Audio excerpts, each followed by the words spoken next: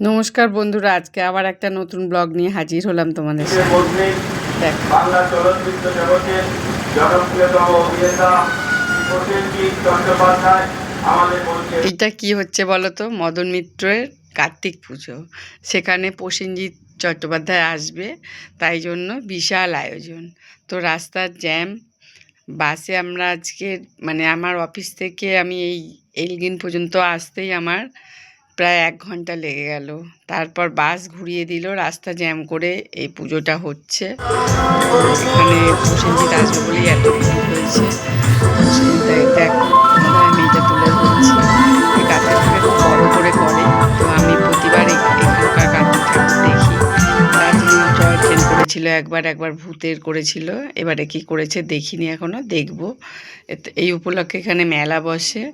দেখো, আমি তোমাদের আজকে বাস থেকেই ভিডিও করে দেখাচ্ছি।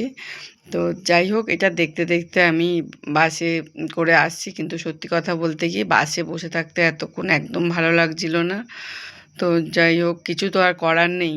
এখন বাসে কিছুটা চলে এসেছি। যদি আগে জানতাম যে এত জ্যাম হবে, তাহলে আমি মেট্রোতে করে আসতাম। বাসে একবার চেপে বসে পড়েছি, বসার জায়গা পেয়েছি, কিন্তু নামতেও ইচ্ছা করছে না।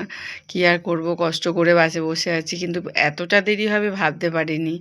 দেখো, অবশেষে আমি বাবুঘাট এসেছি। তো বাবুঘাটেও দেখছি, এখানেও এসে দেখছি রাস্তায় প্রচুর জ্যাম। জানি না রোজ কি হয় এদের, এত কিসের প্রবলেম।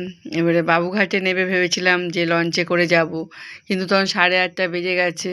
8:30 তো লঞ্চ, লাস্ট লঞ্চ চলে যায় শুনেছি। রিস্ক নিতে পারলাম না, তাই জন্য কি করলাম, বাসে দেখো আমার ঘুম পেয়ে যাচ্ছে, একদম ভালো লাগছে না। বসে রয়েছি, তাও কিছু করার নেই। এবারে আমি এখন হাওড়া ব্রিজ দিয়ে যাচ্ছি। হাওড়া ব্রিজ দিয়ে দেখো, তোমাদের টাইমটা দেখাচ্ছি যে এখন আমি আবার ট্রেনে করে আসবো। এখন হাওড়াতেই আছি, ট্রেনে 9:05 তারকেশ্বর লোকাল, সেটাতে উঠবো। উঠে এবারে এখন বাড়ি যেতে যেতে তো আজকে মনে হচ্ছে আমার অনেক দেরি হবে। 9:05 যদি হাওড়াতেই থাকি, দেখো এই যে এখন ট্রেনে উঠেছি, ট্রেন ছাড়লো। তো দেখো ঘড়িটা দেখো কটা বাজে, 9:45 বেজে গেল। কিছু করার নেই, কি করব আর। অবশেষে এই দেখো শেওড়াফুলি পৌঁছলাম। টোটো ছিল, টোটোতেও কিছুক্ষণ বসলাম, বসে বসে একটু ঘুগনি খেয়ে নিলাম। তারপর এখন টোটোতে করে বাড়ি যাচ্ছি।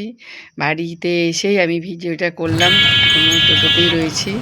দেখো, বাড়িতে আস্তে আস্তে আমার আজকে 10টা বেজে গেল। তো তোমাদের আজকের আমার এই নতুন ব্লগ কেমন লাগলো জানাবে।